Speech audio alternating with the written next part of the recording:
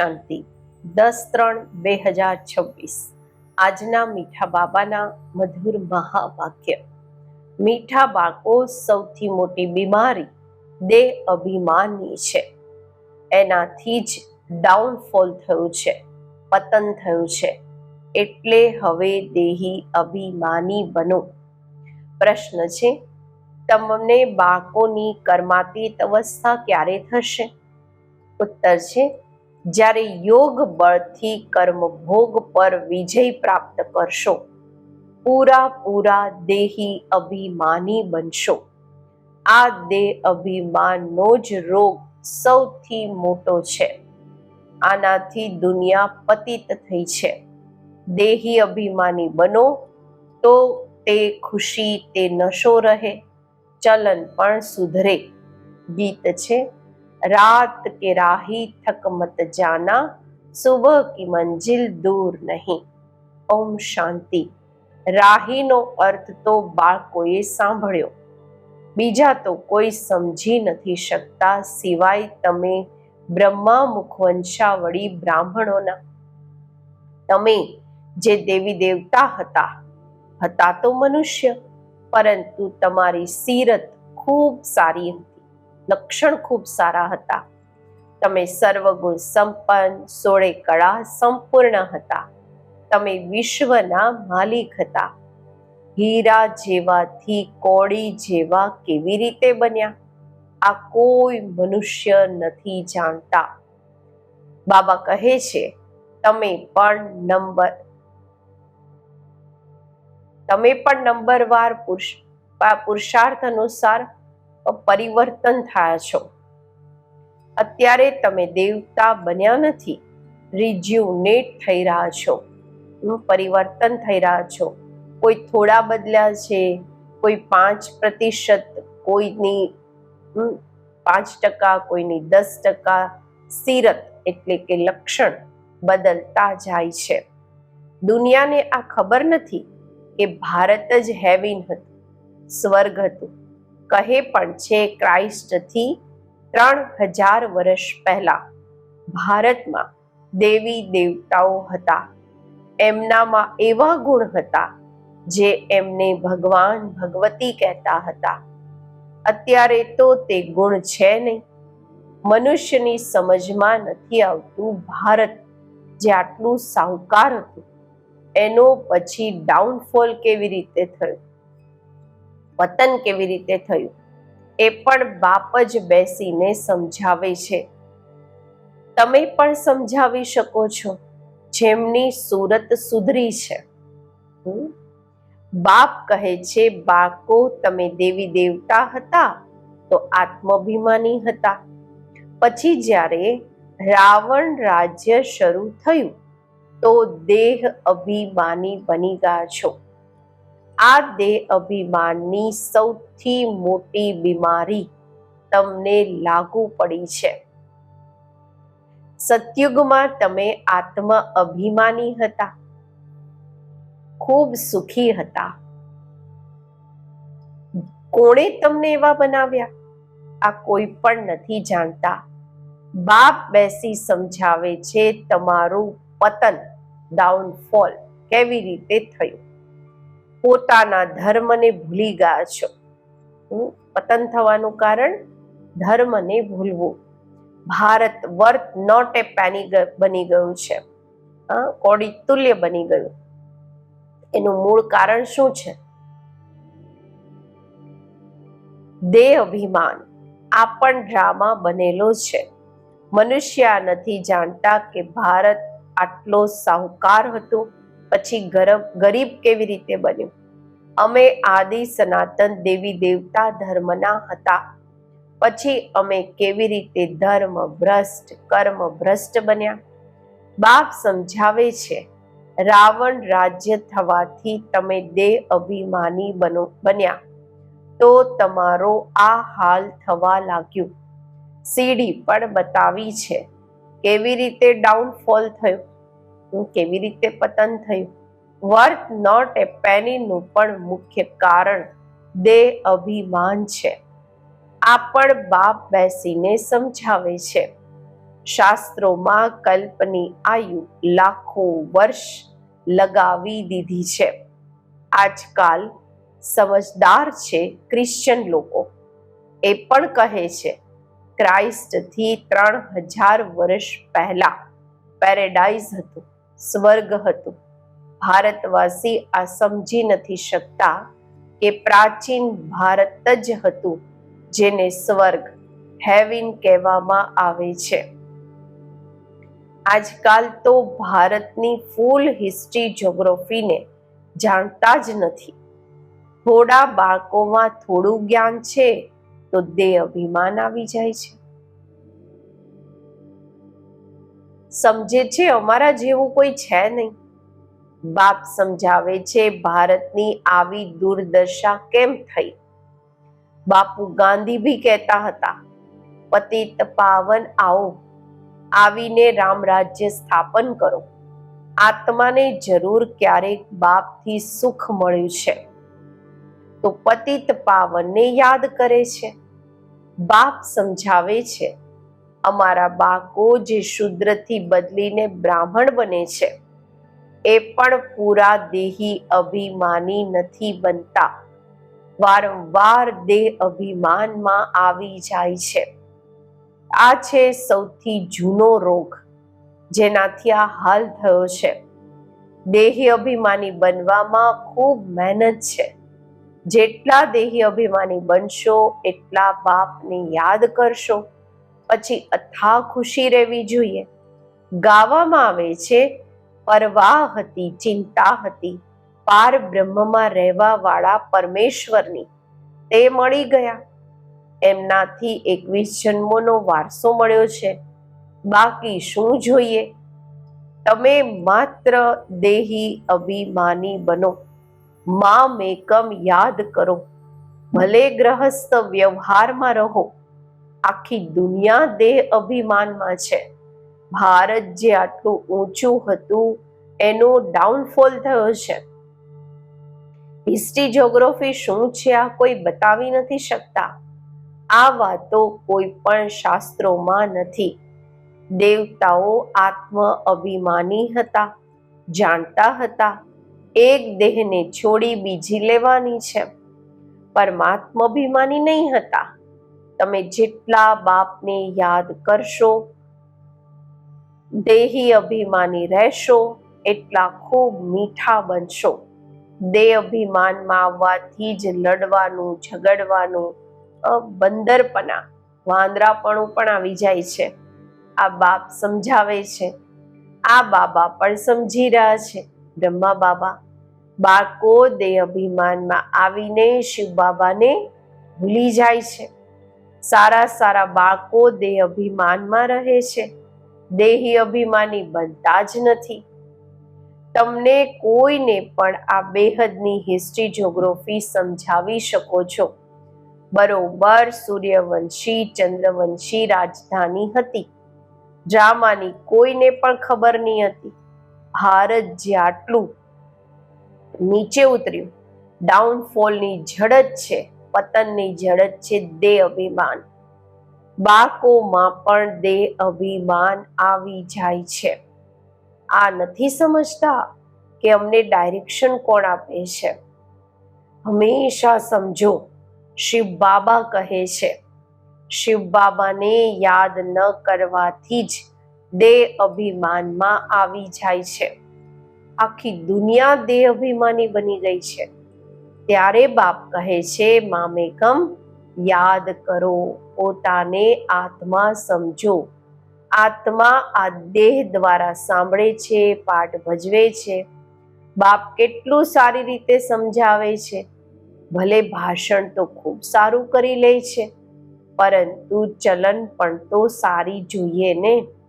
દેહ અભિમાન હોવાના કારણે ફેલ થઈ જાય છે, નાપાસ થઈ જાય છે. તે ખુશી, તે નશો નથી રહેતો. પછી મોટા વિકર્મ પણ એમનાથી થાય છે, જેના કારણે મોટા દંડના ભાગી બની જાય છે. દેહ અભિમાની બનવાથી ખૂબ નુકસાન પામે છે. ખૂબ સજા ખાવી પડે છે. બાપ કહે છે આ ગોડલી વર્લ્ડ ગવર્મેન્ટ છે ને, મુજ ગોડની ગવર્મેન્ટના રાઈટ હેન્ડ છે ધર્મરાજ. તમે સારા કર્મ કરો છો તો એનું ફળ સારું મળે છે, ખરાબ કર્મ કરો છો તો એની સજા ખાવ છો. બધા ગર્ભ જેલમાં પણ સજાઓ ખાય છે, એના પર પણ એક કહાની છે. આ બધી વાતો આ સમયની છે. મહિમા એક બાપની છે, બીજા કોઈની મહિમા છે નહીં. એટલે લખવામાં આવ્યું છે ત્રિમૂર્તિ શિવ જયંતી વર્થ ડાયમંડ. શિવ જયંતિ એ કેવી છે? હીરા તુલ્ય જયંતિ છે. બાકી બધું છે વર્થ કોડી, કોડીના તુલ્ય. સિવાય શિવ બાબાના પાવન કોઈ બનાવી ન શકે. પાવન બને છે પછી રાવણ પતિત બનાવે છે, જેના કારણે બધા દેહ અભિમાની બની જાય છે. ત્યારે બની ગયા છે. હવે તમે દેહી અભિમાની બનો છો. આ દેહી અભિમાની અવસ્થા 21 જન્મ ચાલે છે. તો બલિહારી એકની ગાવામાં આવે છે. ભારતને સ્વર્ગ બનાવવા વાળા શિવ બાબા છે. આ કોઈને ખબર નથી કે શિવ બાબા ક્યારે આવ્યા. એમની હિસ્ટ્રી તો પહેલા જોઈએ. શિવ કહેવામાં જ આવે છે પરમપિતા પરમાત્માને. તમે જાણો છો દેહ અભિમાનના કારણે ડાઉનફોલ થાય છે, પતન થાય છે.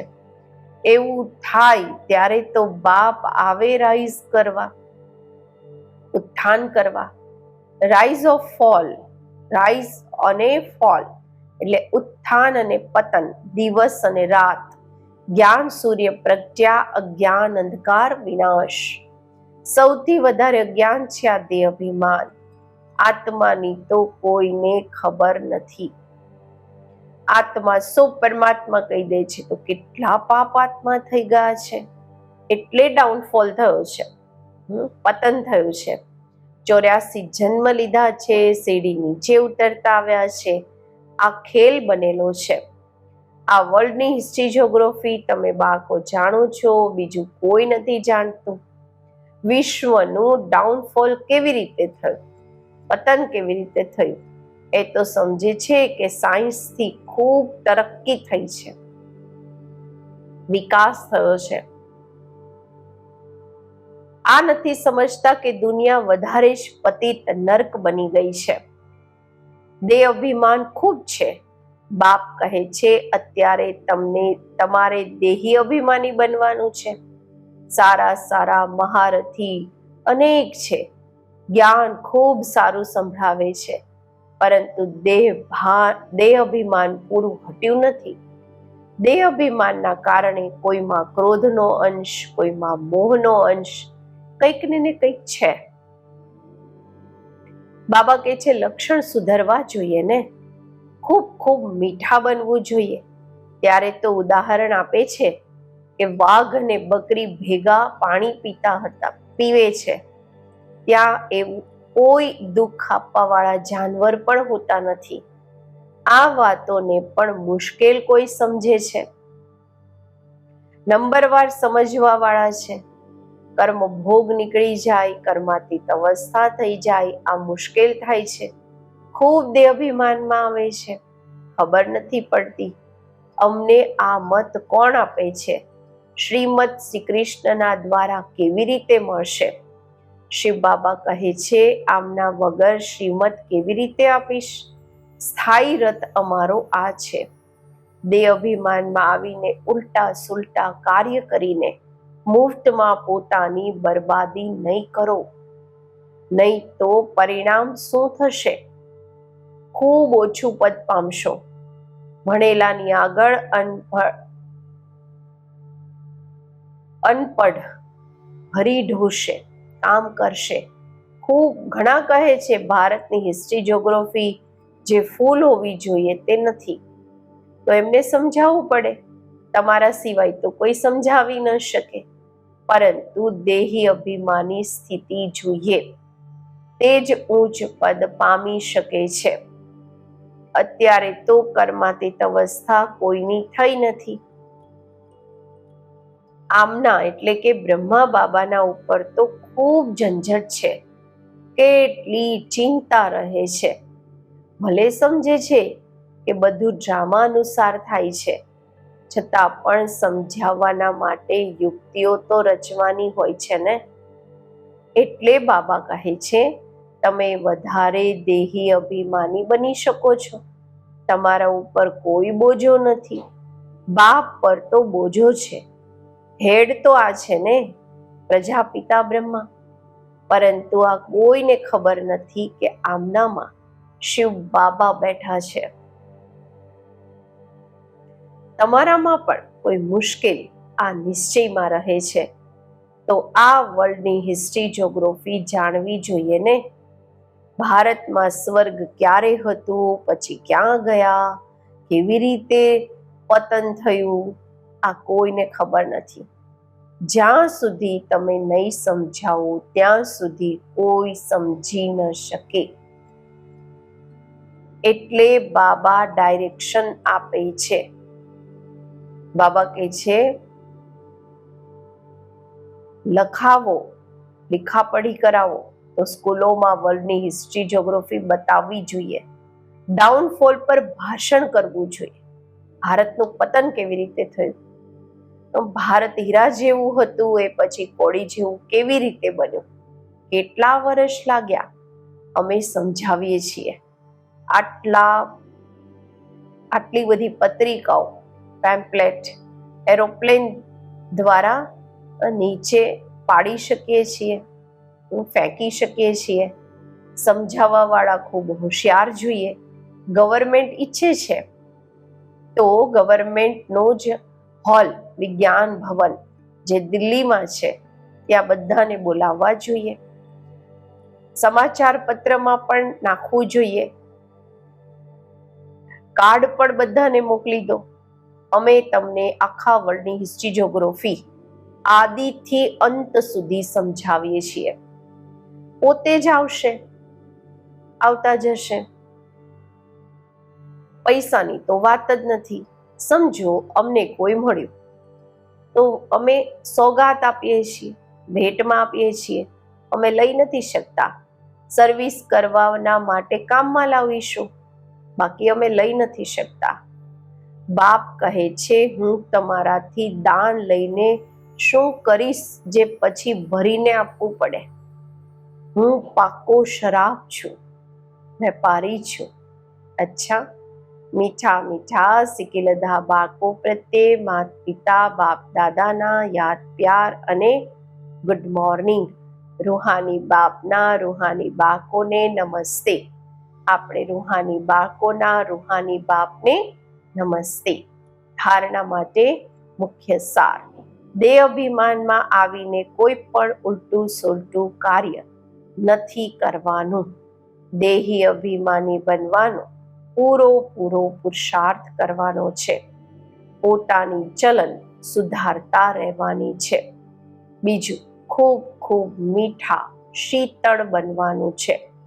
અંદરમાં ક્રોધ મોહનું જે ભૂત છે એને કાઢી દેવાનું છે. આજનું વરદાન: રિગાર્ડ આપવાનો રેકોર્ડ ઠીક રાખી ખુશીનું મહાદાન કરવા વાળા પુણ્ય આત્મા ભવ. વર્તમાન સમયે ચારે તરફ રિગાર્ડ આપવાનો રેકોર્ડ ઠીક કરવાની આવશ્યકતા છે. આ રેકોર્ડ પછી ચારે તરફ વાગશે. રિગાર્ડ આપવું અને રિગાર્ડ લેવું. નાનાને પણ રિગાર્ડ આપો, મોટાને પણ રિગાર્ડ આપો, નાનાને પણ સન્માન, રિસ્પેક્ટ આપો. આ રિગાર્ડનો રેકોર્ડ હવે નીકળવો જોઈએ. ત્યારે ખુશીનું દાન કરવા વાળા મહાદાની પુણ્ય આત્મા બનશે. કોઈને પણ રિગાર્ડ આપીને ખુશ કરી દેવું, આ મોટામાં મોટું પુણ્યનું કામ છે, સેવા છે. સ્લોગન છે, હર ઘડીને અંતિમ ઘડી સમજીને ચાલો તો એવર રેડી રહેશો. માતેશ્વરીજીના અનમોલ મહાવાક્ય છે.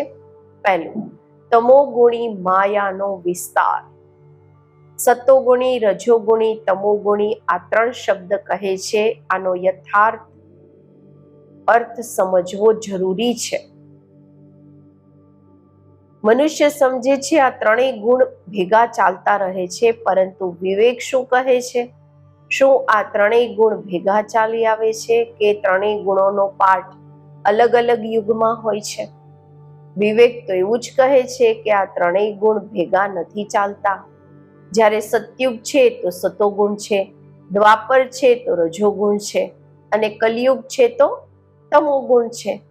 જ્યારે સતો છે તો તમો રજો નથી, જ્યારે રજો છે તો પછી સતોગુણ નથી. આ મનુષ્ય તો એવું સમજીને બેઠા છે કે આ 3 ગુણ ભેગા ચાલી આવે છે. આ વાત કહેવી સરાસર ભૂલ છે. તે સમજે છે જ્યારે મનુષ્ય સાચું બોલે છે, પાપ કર્મ નથી કરતા, તો તે સતોગુણી હોય છે. પરંતુ વિવેક કહે છે જ્યારે અમે કહીએ છીએ સતોગુણ, તો એ સતોગુણનો મતલબ છે સંપૂર્ણ સુખ, એટલે કે આખી સૃષ્ટિ સતોગુણી છે. બાકી એવું નહીં કહેશું કે જે સાચું બોલે છે તે સતોગુણી અને જે જૂઠું ખોટું બોલે છે તે કળિયુગી તમોગુણી છે. એમ જ દુનિયા નથી ચાલી આવી.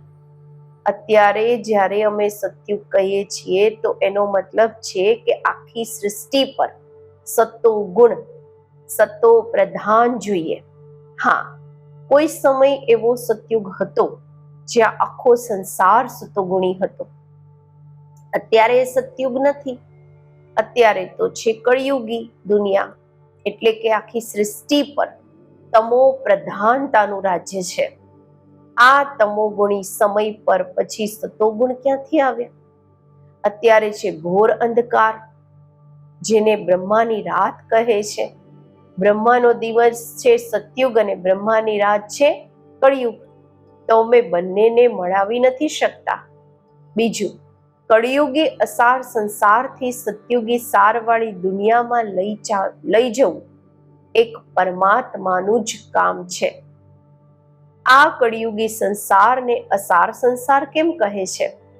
કારણ કે આ દુનિયામાં કોઈ સાર નથી, એટલે કે કોઈ પણ વસ્તુમાં એ તાકાત નથી રહી, અર્થાત સુખ, શાંતિ, પવિત્રતા નથી.